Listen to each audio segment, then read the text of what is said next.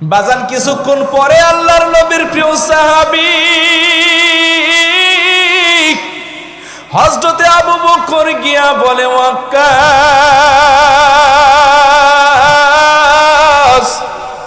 যতগুলো বাড়ি দিতে মনে চায় গো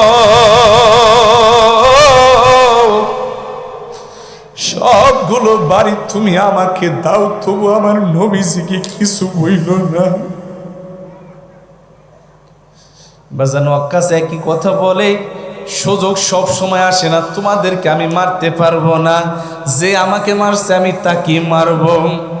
বাজান কিছুক্ষণ পরে হযরতে ফাতেমা রাদিয়াল্লাহু তাআলা আনহা হাসান আর হুসাইনকে নিয়ে আসছে। ওয়াক্কাস ভাই আমার, তোমার যত মনে চায় তত শাস্তি আমাদেরকে দাও, তবু আমার বাবাকে কিছু বলো না। এই যে আমার আদরের হাসান হুসাইনকে দিয়া গেলাম রে ওয়াক্কাস, এই আল্লাহু আকবার জোরে বলে, আমার হাসান হুসাইনকে দিয়ে দিলাম, তোমার যত মনে চাই তুমি আমার হাসান হুসাইনকে শাস্তি দাও, তবু আমার বাবাকে কিছু বইল না। আমার বাবা অনেক অসুস্থ, আমার বাবা অনেক অসুস্থ রে ওয়াক্কাস, আমার বাবা তোমার বাড়ি সহ্য করতে পারবে না, আমার বাবাকে তুমি কিছু বইল না। বলে ফাতেমা, আগামী কাল পর্যন্ত ওয়েট করো, দেখো কি হয়। বাজান সমস্ত সাহাবায়ে কেরাম সারাটা রাত কান্নায় ভেঙে পড়ে, না জানি কি হয়ে যাবে, না জানি কি হয়ে যাবে।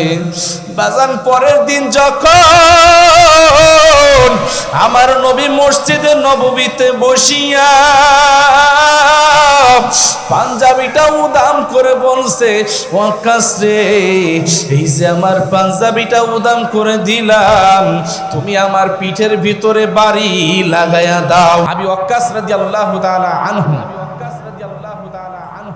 হঠাৎ করে একদিন নবীজিকে বলতেছেন মসজিদে নববীতে, নবীজি, নবী দেখেন তো আমার পিঠের ভিতরে একটা দাগ আছে। বলা, হ্যাঁ একটা দাগ তো দেখা যায়। নবীজি আপনি জানেন এটা কিসের দাগ? না। হুজুর, একদিন আপনি উটকে বাড়ি দিতেছিলেন সামনে আগানোর জন্য, ওই উটের বাড়িটা উটের না লেগে বাড়িটা লাগছিল আমার। হুজুর সেই দাগটা এখনো আছে। বলে, আবি ওয়াক্কাস, আসলে আমি তো দেখে বাড়ি দেই নাই, তো তুমি আমাকে মাফ করে দাও। মাফ করা যাবে না, কষ্টি। এ ওয়াক্কাস, তুমি যদি মাফ না করো আমার আল্লাহ তো আমাকে মাফ করবে না, কারণ এটা বান্দার হক। আমি পয়গাম্বর হয়েছি, তাতে কি হয়েছে? তুমি আমাকে মাফ করে দাও ভাই। কয় না, আমি মাফ করব না। তো কি করবা? আমি প্রতিশোধ নিব। কি প্রতিশোধ নিবা? শত শত সাহাবায়ে কেরাম মসজিদে নববীতে হা করে তাকিয়ে আছে, কি কয় ওয়াক্কাস, কি কয় এটা? যাকে আমরা আমাদের জীবনের চাইতে বেশি ভালোবাসি তাকে প্রতিশোধ নিবে। ওয়াক্কাস, কি প্রতিশোধ নিবা? বলে, বাড়ির বদলা বাড়ি হবে। হুজুর, আমি আপনার পিঠে, আপনি যেমনি আমাকে যেই শক্তিতে একটা বাড়ি দিয়েছেন, আমি সেই শক্তি দিয়ে একটা বাড়ি দিব। নবীজি বললেন, তো ঠিক আছে ওয়াক্কাস, আমার বাসায় আসো, আমার রুমের ভিতরে গিয়া আমি পিঠ উদাম করে দিব, তুমি আমার পিঠে বাড়ি দিও। না, আপনি যখন আমাকে বাড়ি দিয়েছেন ওই সময় শত শত সাহাবীরা উপস্থিত ছিল। আপনি যেহেতু আমাকে বাড়ি দিয়েছেন প্রকাশ্যে, আমিও আপনাকে বাড়ি দেব প্রকাশ্যে। বাজান এই কথা যখন ওয়াক্কাস, আবি ওয়াক্কাস রাদিয়াল্লাহু তাআলা আনহু বলতেছেন, শত শত সাহাবায়ে কেরাম মনে মনে ভাবতেছে, ওয়াক্কাস মনে হয় মুনাফিক হয়ে গেছে, চলাফেরা করে আমাদের সাথে, নামাজ কালামও পড়ে আমাদের সাথে, কিন্তু ইসলামের শিকড় কাটতেছে। হে বাজান, মুনাফিক কারে কয় জানেননি? বলে, মুনাফিকের আখলাক হলো যেই দলে যায় সেই দলের সাফাই গায়। ওই দল থেকে যখন আরেক দলে যায় ওই দলের বদনাম করে, ঠিক কিনা জোরে কম, আরো জোরে বলেন ঠিক কিনা। বলে আবি ওয়াক্কাস কি মুনাফিক হয়ে গেল নি রে, নবীজির সাথে চলাফেরা করে আবার নবীজিকে বাড়ি দিতে চায়। বাজান সমস্ত সাহাবাই কেরাম কান্নায় ভেঙে পড়লেন। কি বলে ওয়াক্কাস, নবী আমার বলে ফেললেন ওয়াক্কাস ঠিক আছে তুমি আমাকে বাড়ি দিয়ে দিও। বলে কোথায় দিবা? বলে নবীজি নামাজের পরে সাহাবাই কেরাম শত শত সাহাবাই কেরাম উপস্থিত থাকবে, তাদের সামনে বাড়ি দিব। কবে দিবা? বলে আগামীকাল। বাজান এই কথা বলে যখন আবি ওয়াক্কাস বাড়িতে চলে গেছে গো, রাত্রিবেলা সাহাবাই কেরাম টিম নিয়ে আবি ওয়াক্কাসকে বুঝাইতেছে, আবি ওয়াক্কাস শাস্তি যদি দিতে হয় তুমি আমাদেরকে দাও, আমার নবীজিকে তুমি কিছু বইল না। বলে সুযোগ সব সময় আসে না, সুযোগ একবারই আসে, সেই সুযোগ গ্রহণ করতে আসে। আমাকে বাড়ি দিয়েছে, আমি বাড়ি দিয়ে দিব। বাজান কিছুক্ষণ পরে আল্লাহর নবীর প্রিয় সাহাবী হযরতে আবু বকর গিয়া বলে ওয়াক্কাস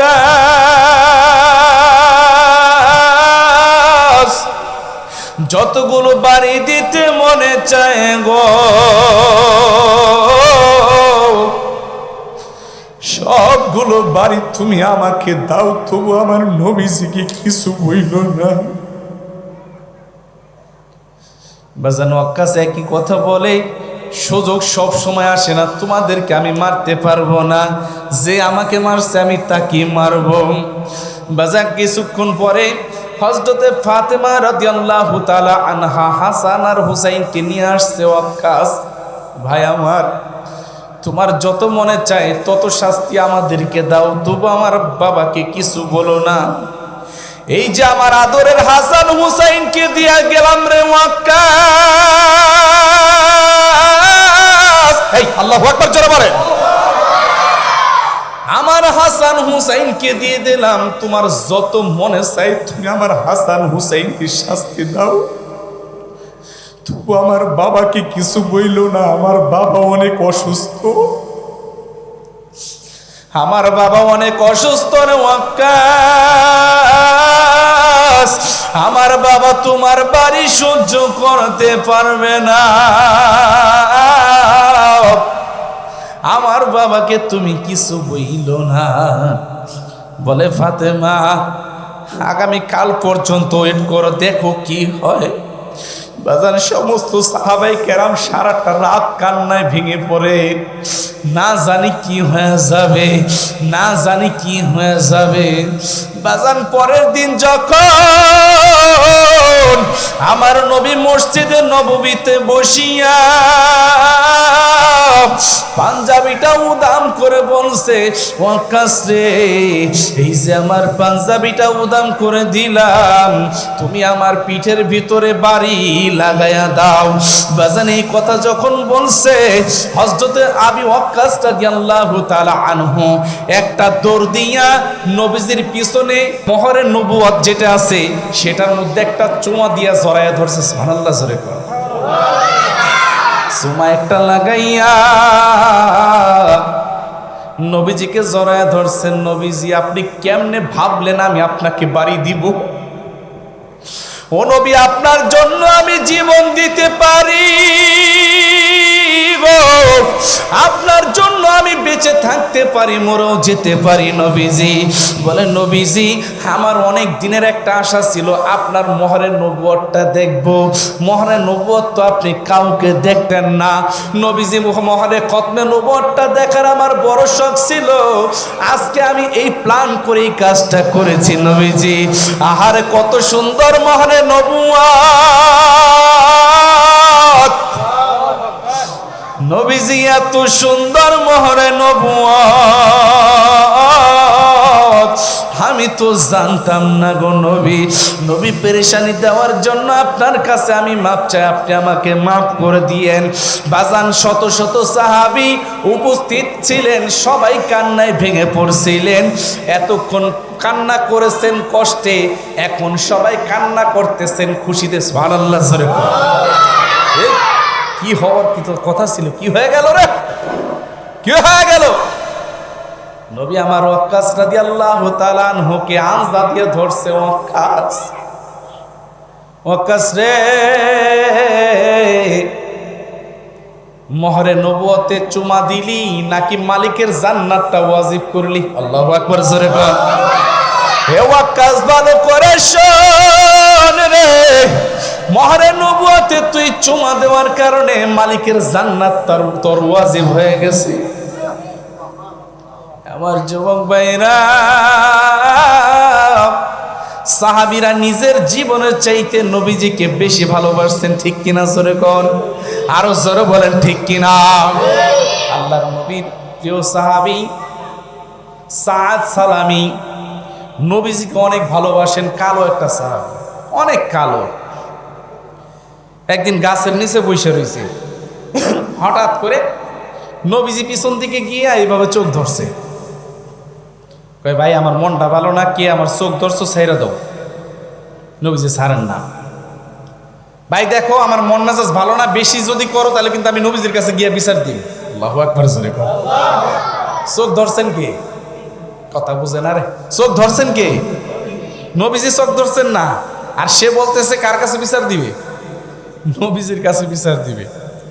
নবীজি তাও ছাড়ে না, ধৈরেই রাখছে।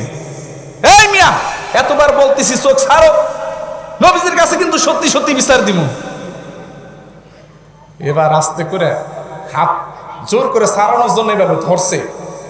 ধরার পরে দেখে হাতটা একেবারে তুলার মতো নরম। সুবহানাল্লাহ। এত নরম হাত তো আমার নবীর ছাড়া কারো না। নবীজি আপনি চোখ ধরছেন আমার, আপনি চোখ ধরছেন? হাই হাই রে, না জানি কত কিছু পেয়ে লাগছে, নবীজি মাফ করে দেন। আচ্ছা যা হয়েছে হয়েছে, আমি তোমার সাথে একটু মজাক করলাম। মন খারাপ করে বসে রয়েছে এখানে? হুজুর মনটা খারাপ, আমার সমবয়সী যুবক যারা আছে এলাকার পোলাপান সবাই বিয়া করে বাবা ডাক শুনতেছে, আর আমি বিয়া করতে পারলাম না। বলতো কয় কেউ কেউ তো মাইয়া বিয়া দিব কয়দিন পরে, শ্বশুর আব্বা ডাক শুনবো, আমি তো এখনো বিয়া করতে পারলাম না। নবীজি কয় বিয়া করবি? কয় করতে তো মনে চায়, কিন্তু কে দিব আমার মাইয়া? কয় কে? আমার ডিসপ্লের অবস্থা দেখেন না। সাদ সালামি এত কালো, এত কালো, বলে আল কাতরা তো মাঝে মাঝে জিলিক মারে রোদ পাইলে, এর চেহারা জিলিকও মারে না, এত কালো। ঠোঁট দুইটা অনেক মোটা, দেখতে একেবারে অসুন্দর। হুজুর এই চেহারায় কেউ মায়া দিবে? আপনি কি মনে করছেন? নবীজি বললেন বিয়া করবি? কয় সুযোগ পাইলে কে সারে? সত্যি করবি? কখন? আচ্ছা পছন্দ আছে নি কোনো? কয় না। একটু পরে কয় হ্যাঁ হুজুর আছে। আছে তো না কইলি যে? কয় হুজুর শরমে কইছি। ও চিন্তা করছে নবীজি যেই জায়গায় বলতেছে যে পছন্দ আসেনি, তার মানে নবীজি এই মদিনাতে যেই লোককে বলবে যে তোমার মেয়ে এই সাদকে দিতে হবে, কেউ মানা করতে পারবে না। আল্লাহু আকবার জোরে বলে। আহা, কয় হুজুর আছে। কয় কে? কয় মদিনাতে অনেক সুন্দর একটা মেয়ে আছে, আপনার অমুক সাহাবীর মেয়ে, অনেক সুন্দরী। বলে সুন্দরী, এত সুন্দরী, বলে বেশি সুন্দরী হওয়ার জন্য, হওয়ার কারণে এলাকার মানুষ তাকে উপাধি দিছে হুরে মদিনা। সুবহানাল্লাহ জোরে বলেন। বলে মদিনার হুর, এটা হুর, এত সুন্দর। এলাকাতে একটা মেয়ে বেশি সুন্দর হইলে যুবকরা দেন না খালি লাইন ধরে, ঠিক কিনা জোরে কর? এই সারাদিন ওই মায়ার বাড়ির পাশ দিয়ে খালি মোবাইল টিভি, ঠিক কিনা জোরে বলেন? ওদিক দিয়ে খালি ঘোরাফেরা, কোন সময় বের হইব, কোন সময় একটু দেখবো, আবার মাঝে মাঝে একটু বাঁশি বাজাইব। এখন সব যুবকরা ওই হৌরে মাদিনাকে বিয়ে করার জন্য পাগল। এমতা অবস্থায় এই সাদ সালামি কালো একটা সাহাবী, উনিও বিয়ে করতে চায়। বলে হুজুর ওই মেয়েটা তো আমার খুব পছন্দ। হাত দিছে দিছে, অনেক বড় জায়গায় গিয়ে দিছে। নবীজি বলতেছেন তাহলে ঠিক আছে যাও। ওই মেয়ের বাবাকে গিয়া বলো যে তোমার কাছে তার মেয়ে বিয়ে দিতে বলছি আমি। হুজুর আপনি আমার পাঠাইতেছেন, আমার যদি মাইরাটের ব্যাপার বাইন্দা রাখেন? না কিচ্ছু করবো না, তুমি আমার কথা গিয়া বলো। এখন বাড়িতে গিয়েছে, বাড়ির সামনে গিয়া কয়, চাচা বাড়িতে আসেন নি? আসসালামু আলাইকুম। কে? আমি সাত। কেন আসছো বাবা? আমি কইতে পারে না, শরম পাইতেছে। কয় কাকা আপনার মাইয়াটা আমার কাছে নবীজি বিয়া দিতে কইছে। এই কথা কয়ে উঠতে উঠতে মাসে দূর চিন্তা করছে আমার মাইক টাইট দুষ্টি দেয়। দূরে গিয়া কইতেছে কাকা সিদ্ধান্ত কি নিলেন আমার এখান থেকে কইেন। বেড়াই তো রাগে ফায়ার হয়ে গেছে। এত সুন্দর সুন্দর স্মার্ট ছেলেরা আমার মেয়েকে নিতে চায়, কাউকে দেই না। আর ওর ডিসপ্লের অবস্থা কি, ও আমার মাইয়া বিয়ে করবে। রাগ হয়ে ঘরে গেছে। এখন মেয়ে বলতেছেন আব্বা আপনি হাসতে হাসতে সুন্দরভাবে গেলেন বাইরে, কিন্তু এখন খুব রাগ হয়ে ঘরে আসতেছেন, কারণটা কি? কয় তোর শোনার লাগবে না, তুই শুনলে তুইও রাগ হয়ে যাবি। আব্বা আমি শুনছি। কি শুনছ? আব্বা ওই ছেলেটা আমাকে বিয়ে করতে চায়, তাই না? বলে হ্যাঁ। আব্বা ওই ছেলেটা কি নিজে থেকে বিয়ে করতে চায় নাকি নবীজি আমার জন্য ছেলেটাকে পছন্দ করছেন? আল্লাহু আকবার জোরে বলেন। বলে নবীজি পছন্দ করছেন। বলে বাবা নবীজি যেহেতু এই ছেলেকে আমার জন্য পছন্দ করছেন, তাহলে এই ছেলেই আমার জন্য ভালো। আল্লাহু আকবার জোরে বলেন। কেমন ইমান, কেমন ইমান। বলে নবীজি যেহেতু পছন্দ করছেন, আমার জন্য উপযুক্ত মনে করছেন, তাহলে এই ছেলেকে আমি বিয়ে করব, ছেলেকে জানাইয়া দাও। কয় আসলে মা আমি তো ভাবছি তুই কি না কি কস, তুই আবার রাগটা কয়ে যাসনি। আমিও ভাবতেছিলাম নবীজি যেহেতু পাঠাইছেন তার কোনো কথা থাকে না। দূরে ঢেকে ডাকতেছে সাপ এদিকে। কয় না ওখান থেকে কোন আবার যদি দইরা বাইন্দা বইন্দা থন করে। কয় না তুই নবীজির গিয়া ক আমিও রাজি আমার মেয়েও রাজি। আল্লাহু আকবার জোরে বলে। এক দৌড় দিয়ে নবীজির কাছে গেছে। নবীজি খুব খুশি। কিরে সাদ এত খুশি কে? হুজুর কাম হয়ে গেছে। কয় কি হয়ে গেছে? কয় কাম হয়ে গেছে। কি কাম হয়েছে? কয় হুজুর কাম হয়ে গেছে। কি কাম হয়েছে? কয় হুজুর মেয়েও রাজি মেয়ের বাবাও রাজি। আল্লাহু আকবার জোরে বলেন। এই জন্য এত খুশি। কয় হ্যাঁ। আচ্ছা তাই বিয়ে করবি, বাসর ঘর করবি, কই গট্টর আসিনি। কয় হুজুর কিচ্ছু নাই, আমি তো গাছতলায় থাকি, মাঝে মাঝে মসজিদে থাকি। তো বিয়ে করবি, মহারানা আসিনি, মহারানা দেওয়ার লাগবো না, বোর জন্য মার্কেট করবি, টাকা পয়সা আসেনি। কয় হুজুর দেখেন এন্টি পকেট, 1 টাকাও নাই। কয় তাহলে বিয়ে করবি কেমনে? কয় বিয়ে ঠিক করছেন আপনি, ব্যবস্থা করবেন আপনি। আল্লাহু আকবার জোরে বলে। কয় বিয়ে আপনি ঠিক করছেন, আমি কি আগে কইছিলাম যে আমার বিয়ে করান? আপনি তো কইছেন বিয়ে করবিনি, তাহলে যেহেতু বিয়ে করাইছেন আপনি, এই দিন মোহর আপনার দেওয়া লাগবো, বোর মার্কেট আপনার করে দেওয়া লাগবো, এবং বউকে রাখার জায়গা আপনার দিতে হবে। আল্লাহু আকবার জোরে বলেন। নবীজি এবার বলতেছেন, মুসকি মুসকি হাসেন আর বলেন আচ্ছা ঠিক আছে যা, তুই আমার জামাই উসমানের কাছে যা আর আলীর কাছে যা, দুজনের কাছে গিয়া 200-400 দিরহাম আনবি। উসমান রাদিয়াল্লাহু তাআলা আনহু তো মোটামুটি টাকা পয়সার মালিক ছিলেন, অনেক টাকার মালিক ছিলেন, কিন্তু হযরতে আলী একেবারে গরিব। তো নবীজি দিতে বলছেন, এখানে আর কোনো চোচারা চলবে না, একেবারে ঘরের কোনায় থেকে কোথায় কি আছে সব সাইডবার 200 টাকা একেবারে দিয়ে দিছে। টাকা নিয়ে আসছে, আসার পরে নবীজি বললেন 200 দিরহাম রেখে দিবা তোমার স্ত্রীর মহারণার জন্য, আর 200 দিরহাম দিয়ে তোমার স্ত্রীর মার্কেট করতে যাও। বাজান সাআদ সালামি 200 দিরহাম নিয়া মার্কেটে গেছে, মার্কেট করার জন্য, বিয়ের বাজার করার জন্য। হঠাৎ করে কে যেন ঘোষণা করতেছে, মদিনাবাসী রে তোমরা মদিনা নগরীতে বাজারে চলাফেরা করতেছো, ঘোরাফেরা করতেছো, দোকানদারি করতেছো, আমার নবী ওই দিকে জিহাদের ময়দানে যাওয়ার জন্য প্রস্তুতি নিচ্ছেন, জিহাদের ডাক চলে আসছে, তোমরা কে কে যাইবা রে? চলো চলো আমরা জিহাদের ময়দানে চলে যাই। বাজান সাআদ সালামি বিয়ের বাজার মোটামুটি করে ফেলেছেন, এবার দোকানদারকে বলতেছেন ভাইজান এগুলো সব ফেরত নেন। বলে কেন? বলে টাকা দিতে হবে না, এগুলোর বিনিময়ে আপনি আমাকে একটা তরবারি দেন, একটা ঢাল দেন, আর একটা কালো কাপড় দেন।